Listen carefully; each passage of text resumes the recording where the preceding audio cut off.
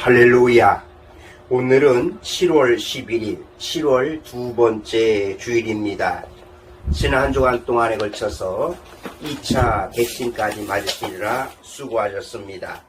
오늘 우리에게 주시는 하나님의 말씀은 사도행전 9장 1절에서 9절 말씀으로 예수님을 만난 사울, 이런 제목의 말씀입니다. 오늘 우리는 누구를 만나느냐, 또 어떻게 만나느냐에 따라서 인생의 큰 변화를 가져옵니다. 우리는 일생에 아주 중요한 만남을 경험하게 되는데요. 첫 번째는 부모님을 만나는 일이요, 두 번째는 배우자를 만나는 일이요, 세 번째는 예수님을 만나는 일이라고 하겠습니다. 그 만남 중에 예수님을 만나는 일이 가장 중요하다고 생각합니다.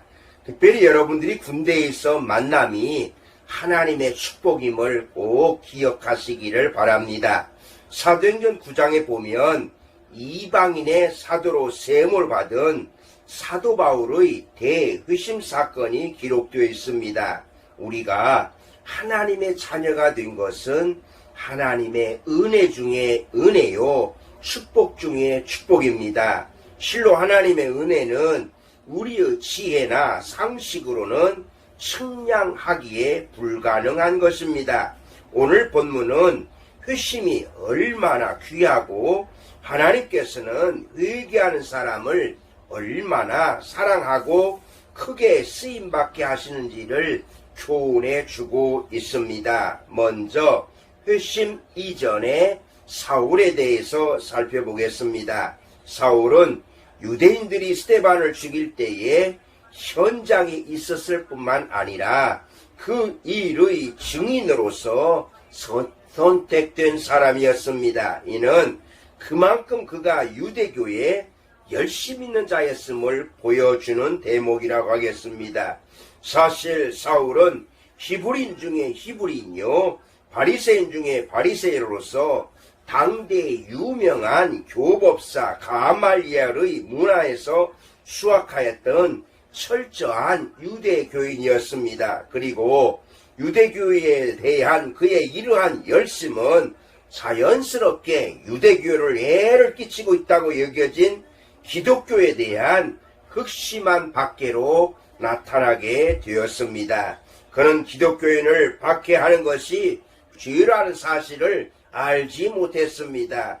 회심이란 죄를 뉘우치고 또한 그 뉘우친 것을 다시 고치는 것, 그것을 회개라고 하는 것입니다. 그래서 세례 요한이 회개하라, 천국이 가까이 왔느니라고 외쳤고, 예수님께서도 회개하라, 천국이 가까이 왔느니라고 말씀하셨으며, 사도 베드로도 너희가 회개하여 각각 예수 그리스도의 이름으로 세례를 받고 죄의 사함을 받으라, 그리하면 성령의 선물을 받으리니, 이렇게 말씀했습니다. 여러분, 회심 이전에 사울이 어떤 사람이었는가를 보면서 여러분은 예수님을 믿기 전에 어떠한 모습이었습니까? 이런 나를 부르신 주님의 은혜에 감사하시기를 바랍니다. 아멘. 두 번째, 회심하게 된 사울을 살펴보겠습니다. 사울은 이스라엘에서만 기독교인을 박해한 것이 아니라 유대교의 박해를 피하여서 흩어진 기독교인들을 결박하여 투옥시켜 대제사장의 공문을 받아가지고 다메섹으로까지 가는 이러한 핍박자였습니다. 그러나 그는 다메섹으로 가는 도중 부활하신 예수님의 음성을 듣고 그의 생애가 완전히 바뀌는 계기가 되었습니다. 땅에 엎드려져 들음에 소리써 이르시되 사울아 사울아 내가 어찌하여 나를 박해하느냐 하시거늘. 4절 말씀입니다. 사울은 주님의 영광의 빛을 바라본 이후에 눈은 떴으나 아무것도 볼 수가 없었습니다. 사울은 자신의 죄를 회개하고 아나니아의 안수를 받은 후에야 앞을 보게 되었습니다. 진정한 회심은 영적 상태에 대한 자각으로부터 시작된다고 하겠습니다. 하나님께서는 회개한 자의 죄를 흔적도 없게 해주신다고 약속하였습니다. 내가 내 허물을 빽빽한 구름같이 내 죄를 안개같이 없이 하였으니 너는 내게로 돌아오라. 내가 너를 구속하였음이니라. 이사야서 44장 22절 말씀입니다. 하나님은 아무리 중대한 죄를 범한 악인이라도 회개하기만 하면 그를 용서하여 주시는 것입니다. 뿐만 아니라 땅도 회복시켜 준다고 약속하였습니다. 내 이름으로 일컫는 내 백성이 그들의 악한 길에서 떠나 스스로 낮추고 기도하여 내 얼굴을 찾으면 내가 하늘에서 듣고 그들의 죄를 사하고 그들의 땅을 고칠지라. 역대하 7장 14절 말씀입니다. 여러분, 대박해자 사울이 회개하고 예수님을 만나게 되었습니다. 여러분은 진정으로 회개하셨습니까? 여러분의 회심으로 이 시대에 바울이 되시기를 간절히 소원합니다. 아멘. 세 번째로 회심 이후의 사울, 즉 사도 바울에 대해 살펴보겠습니다. 사울은 다메섹으로 가는 도중 부활의 주님을 만나 회심하여 아나니아를 통해 세례를 받고 기독교를 박해했던 그가 이방인의 대사도로 변화되어서 3차에 걸쳐서 전도 여행을 하면서 기독교 복음의 증인이 되어 하나님께 크게 쓰임받는 사람이 되었습니다.